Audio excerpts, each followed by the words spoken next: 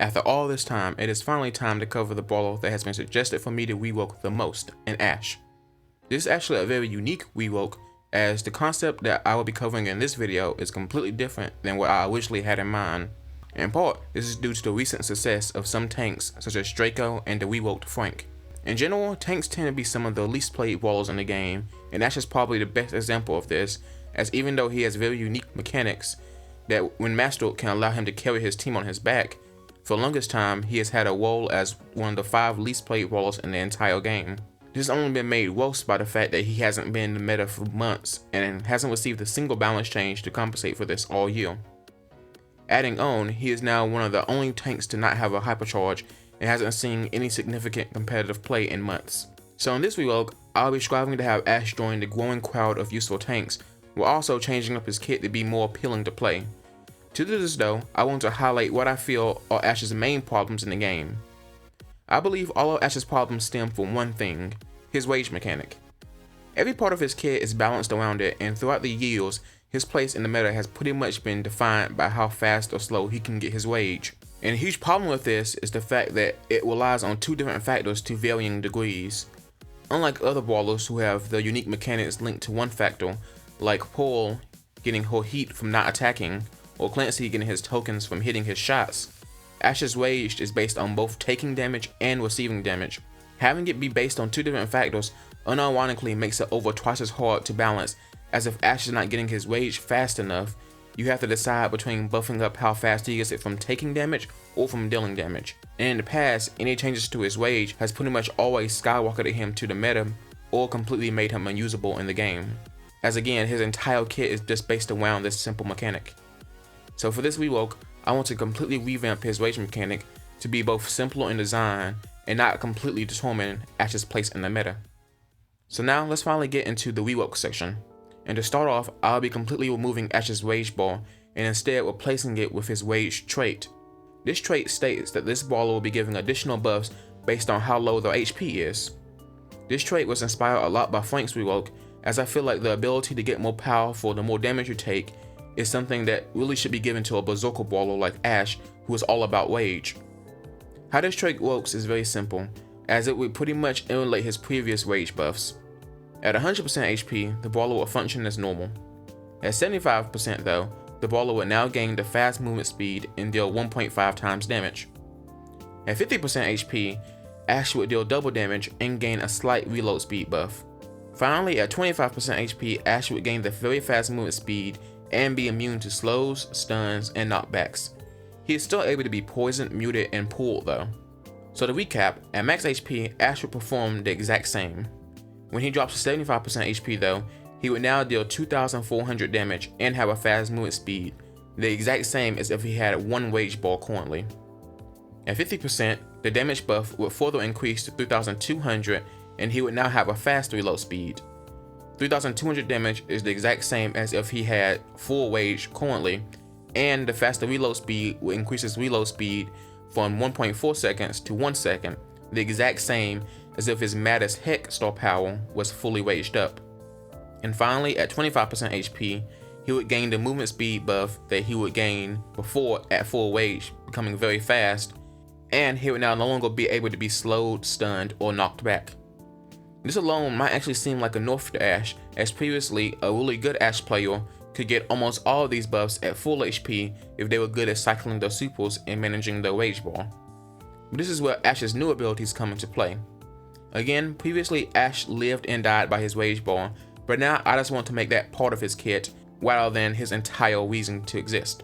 So to get into that, let's talk about Ash's new reworked super. Previously, Ash's super served only 2 purposes. One was its synergy with his chill pill gadget, which allowed him to heal up and use his wage bar, and then use his super to get it back full again. And secondly, it allowed Ash to counter single target brawlers like Colette, Bee, and Belle. Although this is definitely good enough to make Ash's super good when he is meta, a lot of times it just falls off completely when he isn't. Against any brawler with piercing damage, the rats will die in a single hit due to their low HP, and even against those who choose to ignore it, the damage is pretty minimal for most brawlers, and since Ash won't be that good with the wage, you can just take him down, making his super pretty much a useless super. and since he would no longer be able to get wage from his super due to the removal of the wage bar, I wanted to buff them up in a different way so it doesn't become completely useless. To start off, I want him to be able to get his super a lot faster from both his supercharge and super recharge. His supercharge from his main attack will be based on how much damage he is dealing. At his base damage, he would gain 20% super per hit. At 75% HP, where he gains the 1.5% damage buff, it will now charge 30% of his super. And likewise, when he gets the 2 times damage buff, he will now charge 40% of his super. As for his super recharge, his rats will be getting a super recharge buff from 3.75% all the way up to 8%. Previously, if you hit all 5 rats, you wouldn't even get 20% of your super back, but now, if you hit all 5, you would gain 40% of your super back. The whole point of this is to allow Ash to cycle his super a lot more now. In addition to this though, they will also be getting a buff to both their HP and damage from 600 to 900. In total, if all 5 rats hit now, instead of dealing 3000 damage, they will now deal up to 4500 damage. By being able to have his super a lot faster and having them be a little bit more impactful, it will allow his super to be more of a constant annoyance for the opponent rather than the one-time way for him to get in and charge up his wage. But now that we are done with his base mechanics, let's now move on to his gadgets. Previously, almost all of them were tied directly to his wage, so now they will be getting slight changes or complete reworks to work into his new kit. Replacing his chill pill gadget, but keeping the theme of sacrificing something to heal up, Ash's new gadget, Recycle, turns his supercharge into health. He gains 36 health per 1% supercharge, which means when using this gadget while having a full super, you will heal up to 3600 in exchange for losing your super. This heal is 600 more than a Bowen super, but 600 less than a Poco super. I feel like this gadget would be very underrated with the new Ash, as he would now be able to get his super a lot faster, so losing it won't be as impactful to him. As for his other gadget, which will be replacing the Rotten Banana one, keeping the theme of sacrificing something to gain a huge buff, Ash will now have the Blind Rage gadget. Ash instantly loses 25% of his HP, but for the next 5 seconds, Ash's Rage trait will activate 25% earlier. An example of this is if you are at 100% HP, activating this gadget will drop you down to 75%, but for the next 5 seconds, you will get the Rage buffs as if you were at 50%. This is a very high risk, high reward gadget, as it allows you to get in with your buffs a lot faster, but you get taken down a lot faster too. Moving on to his star powers, replacing his first bash star power, but keeping the theme of calculating when you want to start hitting your opponent with your first ammo, I came up with the star power Angle Management.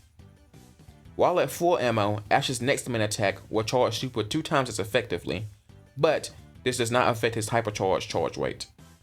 This means Ash's first attack will now charge his super 40%, 60%, or 80% of the way. This star power just allows Ash to cycle his super even more effectively than already with the buff, and allows a very patient Ash player to constantly keep up a horde of rats on the opponent if they aren't careful.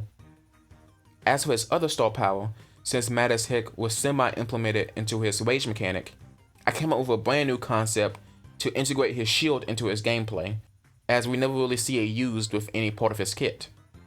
So Ash's new star power, Aegis, gives Ash a 50% damage shield for 5 seconds when he drops down to 25% HP. This effect does have a cooldown of 15 seconds though. You can think of this star power as a mix of both the Band-Aid star power from Shelly and the Tough Guy star power from Bull. It provides a stronger shield than Bull, as when fully effective, it adds an extra 2700 HP to Ash, but it only lasts 5 seconds. The way the 15-second cooldown bar will work though, is that it will only start charging after the shield is gone. This does have an interesting synergy with both of his gadgets though, as with his Recycle gadget, he can drop down to 25% HP to get the shield and heal back up by up to 3600.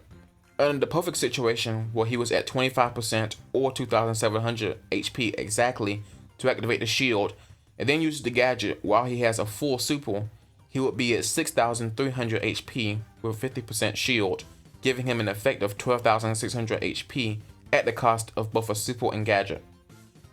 Obviously, it's very unrealistic that this would happen in the actual game, but this does give Ash a sort of self-sustain kit that you expect from a raging tank.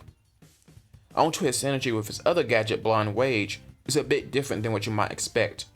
The shield will only ever activate at 25% HP, so the gadget's ability to push forward his rage buffs won't work with it. But what it does allow him is for Ash to choose when he gets his shield. When paired with a healer, Ash can take a few shots to get down to 50% HP or lower, and then activate the gadget to instantly get the shield. This might seem useless as he is getting rid of 2700 HP to get a damage reducing shield that will only block 2700 HP if he's at 2700 HP, but being with a healer is the key part. For the next 5 seconds, Ash's rage burst will be given to him as if he has 25% less HP, and he will also get a 50% damage shield. When paired with a healer, this gadget star power combo can basically give Ash a mini hypercharge moment, where he basically becomes a mini boss on the map for a short period. I still don't think it'll be as good as his other star power gadget combo, but it would allow Ash to be good with healers, as his new rage mechanic kinda makes him not want to be around healers, as they can cancel out his rage buffs. Moving on now to the final part of this video, I will cover Ash's mythic gear and hypercharge. For Ash's mythic gear, I wanted to play more into his role as a knight, and that as a knight, he should be a kinda a slayer of beasts. A common thing with these kind of mini boss brawlers in the game like Rosa and Draco is that while they are in their super, they get a damage reduction. So for Ash's mythic gear, Beast Slayer, his super rats will ignore damage reduction and shields.